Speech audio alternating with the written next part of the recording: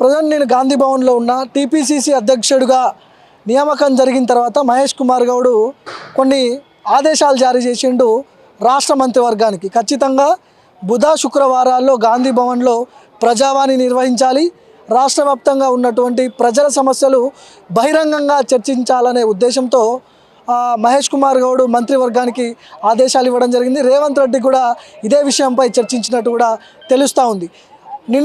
మొన్న ఆరోగ్య శాఖ మంత్రి దామోదర రాజనరసింహ వచ్చారు, ప్రజా సమస్యలను తెలుసుకున్నాడు. ఈరోజు శుక్రవారం నీటిపారుదల శాఖ మంత్రి ఉత్తమ్ కుమార్ రెడ్డి రాబోతున్నాడు. ఇక్కడ చాలామంది చూడొచ్చు, గాంధీ భవన్లో ఉన్న ప్రజెంటానికి రాష్ట్ర వ్యాప్తంగా ఉన్నటువంటి ప్రజలు వారి సమస్యలు కావచ్చు, ఏదైతే గ్రామ స్థాయి నుంచి నియోజకవర్గ స్థాయి వరకు ఉన్నటువంటి ఇబ్బందులు వాళ్ళు నేరుగా మంత్రులకు చెప్పే అవకాశం ఉంటుంది. ఈ ప్రజావాణిలో చాలామంది మంత్రుల కోసం వెయిట్ చేస్తున్నారు. వివిధ గ్రామాల నుంచి కూడా నియోజకవర్గాల నుంచి కూడా ఇక్కడికి వచ్చారు.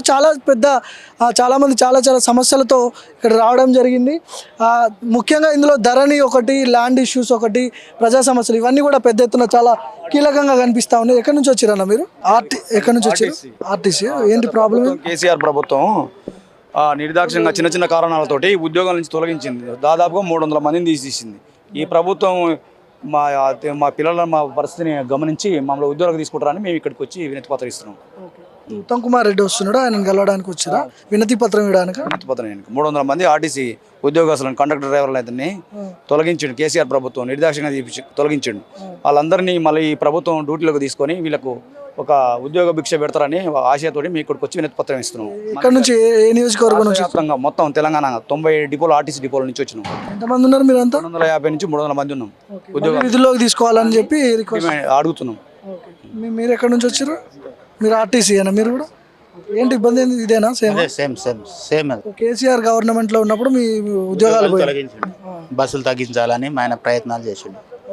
అయితే మన కాంగ్రెస్ ప్రభుత్వం వల్ల అప్పుడు ఇచ్చిన జాబులు ఇవి మళ్ళీ మన కాంగ్రెస్ ప్రభుత్వం వచ్చింది కాబట్టి మళ్ళీ వీళ్ళు తీసుకోవాలని మా యొక్క మనం చేస్తున్నాం.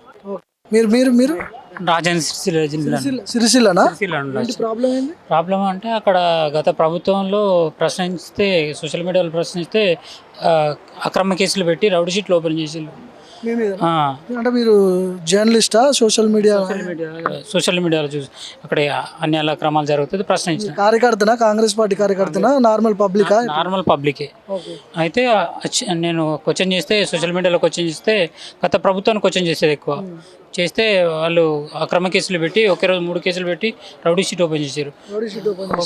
అప్పుడు గత ప్రభుత్వం పిసిసి అధ్యక్షులుగా ఉత్తమ్ కుమార్ రెడ్డి గారు ఉన్నప్పుడు ఆయనకు లెటర్ ఇచ్చినా ఆయన కూడా డీజీపీకి రాశారు, కానీ అప్పటి ప్రభుత్వం పట్టించుకోలేదు. ఇప్పుడు ఉత్తమ్ కుమార్ రెడ్డి గారు వస్తున్నారు కాబట్టి ఆయననే రాసిచ్చారు కాబట్టి ఆయనకు దృష్టికి తీసుకెళ్దామని వచ్చిన. రౌడీ షీట్ ఇప్పుడు తీసేయాలి మీ మీద? ఓన్లీ రౌడీ షీట్ తీసేయాలి. దానివల్ల నాకు ఇబ్బంది అవుతుంది, మా పిల్లలకి ఇబ్బంది అవుతుంది, సమాజంలో ఇబ్బంది అవుతుంది. అందుకోసం అని. ఇక్కడ నిజామాబాద్ ఏంది ప్రాబ్లం? ఏంది? మా అల్లుడికి యాక్సిడెంట్ అయింది. మాకు పెద్ద సార్ తెలియదు, మహేష్ సార్ తెలుసు. మా విలేజ్ సీఎం తెలియదు, మహేష్ కుమార్ గౌడ్ తెలుసు. సార్ తెలుసు. ఆ సార్ కలవటానికి వచ్చినాం. సార్ డాక్టర్ సాబ్ కన్నా చెప్పొచ్చు, ఏదైనా ఆర్థిక పరిచయం ఆదాయం చేయమంటారు సార్. ఆమెకు చిన్న పిల్లలు ఉన్నారు, ఆపరేషన్ చేయ మేము పట్టించుకోమంటున్నారు సార్. యాక్సిడెంట్ అయింది. మా కూతురు భర్త ఇప్పుడు గాంధీలో ఉన్నాడు సార్. ఏమంటారు గాంధీలో? ఏమంటారు డాక్టర్? అంటున్నారు ఏం చూది గోలు ఏమి ఇస్తలేరు, మా తగ్గ లేదు, ట్రీట్మెంట్ తీసుకెళ్ళిపోమంటారు. మా తట పైసలు లేవు సార్. పట్టించుకోవట్లేదు మొత్తానికి గాంధీ హాస్పిటల్. గోలు చూది ఏం లేదు సార్. అసలు మంగళవారం వచ్చింది చేస్తాం అని చెప్పి మొత్తం కాదని ఇప్పుడు చెప్పేస్తారు సార్. పేషెంట్కి ప్రైవేట్లో పోతే ట్రీట్మెంట్ లేవు, 10 లక్షల లెక్క ఖర్చు అవుతుందని అంటున్నారు. మాకేమో ఆర్థిక స్వయం ఏం లేదు. హాస్పిటల్లో చూపించుకోండి 10 లక్షలు అయితే అంటారు. 10 లక్షలు ఖర్చు అవుతాయి అంటున్నారు. లేవు ₹1. దేనికి వచ్చారు ఇక్కడ ఉత్తమ్ కుమార్ రెడ్డి దగ్గర? మా మహేష్ కుమార్ గౌడ్ సార్ తోటి. పెద్ద సార్ తెలియదు, ఈ సార్ మాకు తెలుసు కాబట్టి ఆ సార్ని సాయం అడుగుతాం. సాయం అన్న వేయచ్చు, డాక్టర్ సార్ల కన్నా చెప్పొచ్చు. అట్లా హాస్పిటల్కి ఫోన్ అయినా చేయాలి, ఏమైనా ఇబ్బంది హెల్ప్ ఉంటే చూడాలంటారు, అంతే కదా? అంతే సార్. ఏ నియోజకవర్గం అన్నారు? ఆర్మూర్. అక్కడ లోకల్ లీడర్లు ఎవరు పట్టించుకోలే? మాజీ ఎమ్మెల్యే జీవన్ రెడ్డి ఉన్నాడు. మాకు జీవన్ రెడ్డి సార్ మాకు తెలియదు. మేము కాంగ్రెస్ పార్టీ లీడర్. మేము కాంగ్రెస్ 40 సంవత్సరాల సంది మాకు అదే ఉన్నాయి. మేము దేంట్లో అయినా మాకు ఏది ఫలితం లేదు.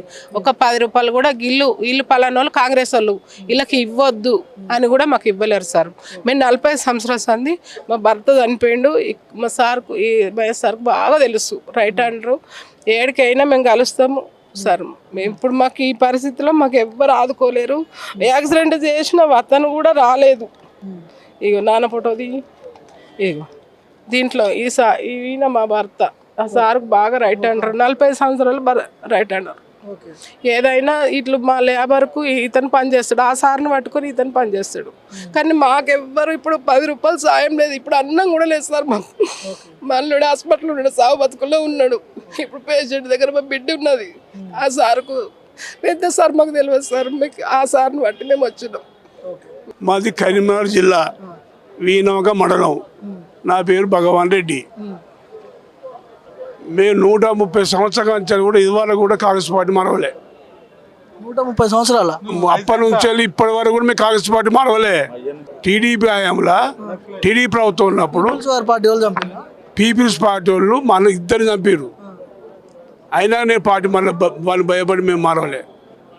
ఇన్ని రోజులు బట్టి మేము కాంగ్రెస్ పార్టీ పనిచేస్తే ఒక్క నామినేట్ పదవి కూడా నాకు ఇదివరకు ఇవ్వలే.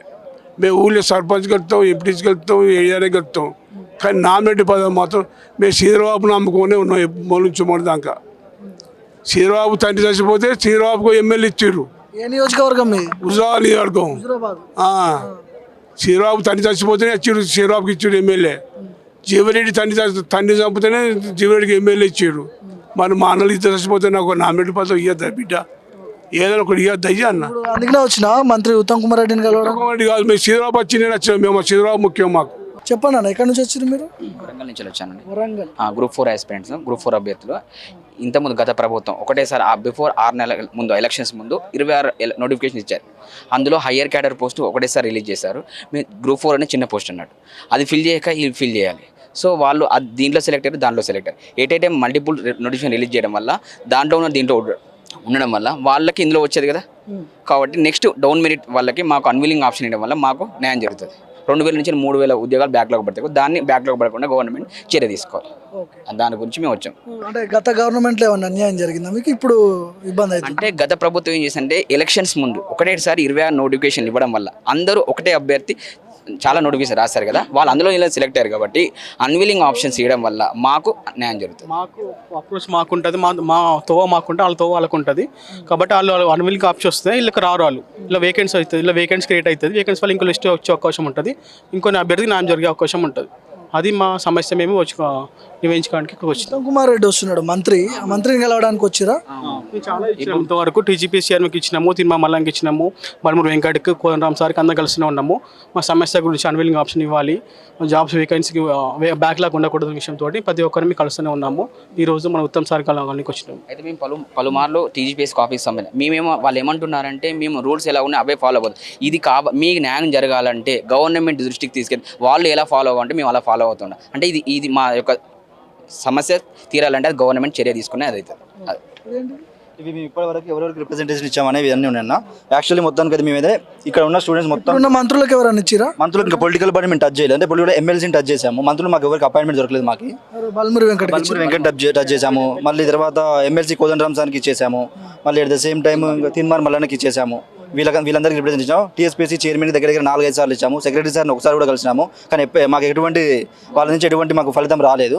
కాబట్టి మళ్ళీ మేమేం చేసినామంటే ఇప్పుడు సార్ని కలవాలని మేము ఇక్కడికి వచ్చినాము. మా ఏం ఏజెండా అంటే మేమందరం ఏదో 1:4 చేయమని మేము అనట్లేదు. ఆల్రెడీ మేము అందరం 1:3లో ఉన్నాం. 1:3లో మాతో పాటు 24,000 మందిని సెలెక్ట్ చేసుకున్నారు 8,000 పోస్టులకి. ఆ 24,000 మందిలో 15 డిపార్ట్మెంట్లకు వచ్చిన జాబ్స్ ఉన్నాయి. 15 డిపార్ట్మెంట్ అంటే డిఫరెంట్, ఏడబ్ల్యూ కానీ, ఏఈ కానీ, AW, AE, JL jobs, hostel welfare, polytechnic lecturers, agriculture, ఇవన్నీ కూడా హైయర్ క్యాడర్ జాబ్స్. ఇవన్నీ ఇది గ్రూప్ 4 అనేది జూనియర్ అసిస్టెంట్ జాబ్. ఇవన్నీ హైయర్ క్యాడర్ జాబ్స్. వీళ్ళకి ఆల్రెడీ లిస్ట్ వచ్చింది కాబట్టి వీళ్ళు ఎట్టి పరిస్థితుల్లో కూడా వీళ్ళు జైన్ గారు దీంట్లో జైన్ కాకపోవడం ఏమవుతుందంటే ఈ 1:3లో ఉన్న వీళ్ళు ఇక్కడ టాప్లో ఉన్నారు, వీళ్ళు ఇక్కడ టాప్లో ఉన్నారు. వీళ్ళు ఈ 1:3లో ఇక్కడ టాప్లో ఉన్నారు. వీళ్ళు టెక్నికల్ దాంట్లో కూడా వీళ్ళు టాప్లో ఉన్నారు.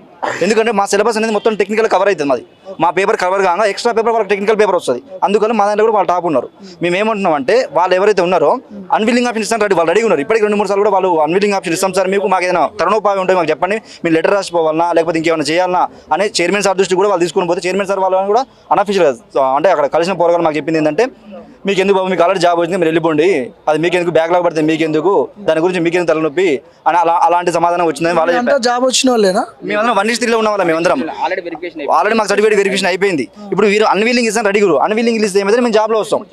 అన్విల్లింగ్ ఇస్తే మీకు జాబ్ దాదాపు 2,000 నుంచి 3,000 బ్యాక్లాగ్ పడకుండా అయిపోద్ది. గతంలో గురుకులాల విషయంలో కూడా ప్రభుత్వం తొందరపడాలి, లేకపోతే తెలియక అవేర్నెస్ లేకపోవడం వలన ఏమైందంటే ప్రభుత్వం తొందరగా ఇచ్చేసిన లిస్టు, అంటే డౌన్ మెరిట్ ఫస్ట్ గురుకులాలు కూడా గురుకుల డిఎల్ ఇవ్వాలి, ఫస్ట్ గురుకుల జేఎల్ ఇవ్వాలి, తర్వాత గురుకుల పీజీటీ ఇవ్వాలి, తర్వాత టీజీటీ ఇవ్వాలి. ఈ ఆర్డర్ ప్రకారం బాగపోతే 2,000-3,000 మంది విద్యార్థులు కూడా అక్కడ కూడా న్యాయం జరిగింది. సేమ్ టు అక్కడ కూడా అన్యాయం జరిగింది. ఇప్పుడు కూడా సేమ్ థింగ్ మా దగ్గర రిపీట్ కాబోతుంది. కాబట్టి అలాంటి థింగ్ రిపీట్ కాకుండా 1:1 ప్రొవిజనల్ లిస్ట్ ఇవ్వకముందుకే ఈ ఏదో మా అన్విల్లింగ్ ఆప్షన్ అనేది మాకు ఒకటి ఇస్తే ఎవరైతే మాకు ఈ జాబ్ వద్దనుకుంటారో వాళ్ళు అన్విల్లింగ్ పెట్టేస్తారు. మిగతా 1:3లో మిగతా వాళ్ళతోటి 1:1 ఇవ్వచ్చు మీకు. దానికి ఎటువంటి జీవోలు కానీ ఏమి కానీ అడ్డం రావు. జీవో నెంబర్ 81, జీవో నెంబర్ 544 అడ్డం వస్తున్నాయి అంటారు, కానీ అది ఖచ్చితంగా అడ్డం రాదు. ఒకవేళ అడ్డం వస్తున్నప్పుడు జీవో నెంబర్ ఉద్యోగాలు నింపడానికి ఒక జీవో అడ్డం వస్తున్నప్పుడు ఆ జీవోని అమెండ్మెంట్ చేయండి. గత ప్రభుత్వంలో చాలా జీవోస్ లేవు. ఇప్పుడు హైడ్రా అనేది ఒకటి ఉంది, గత ప్రభుత్వంలో లేదు, ఈ ప్రభుత్వం తీసుకొచ్చింది. అంటే కొన్ని మంచి పనుల కోసం తీసుకొచ్చినప్పుడు ఇది కూడా ఒక మంచి పనే కదా, దీన్ని తీసుకురావచ్చు కదా. 5-6 సంవత్సరాల నుంచి మేము వెయిట్ చేసినాం కదా మొత్తం ప్రభుత్వము. కాబట్టి ప్రభుత్వం దీనిపైన స్పందిస్తుందని మేము అనుకుంటున్నాము. మా ప్రభుత్వం మీద మాకు పూర్తి నమ్మకం ఉంది, ఖచ్చితంగా మాకు ఫేవర్గా వస్తుందని. సో ఇది రకరకాల ప్రాబ్లమ్స్తో రాష్ట్ర వ్యాప్తంగా ఉన్నటువంటి పబ్లిక్ అంతా గాంధీ భవన్కి రావడం జరిగింది. బుధ శుక్రవారాల్లో ఈ ప్రజావాణి నిర్వహిస్తున్నారు గాంధీ భవన్లో. ఎవరో ఒక మంత్రి, 2 మంత్రులు బుధ శుక్రవారంలో ఖచ్చితంగా ఇక్కడికి హాజరు కావాలని కూడా టీపీసీసీ నుంచి ఆదేశాలు వచ్చినాయి. అదే ఫాలో అవుతున్నారు. రాష్ట్ర వ్యాప్తంగా ఉన్నటువంటి పబ్లిక్ వస్తున్నారు, వాళ్ళ సమస్యలు చెప్పుకుంటున్నారు.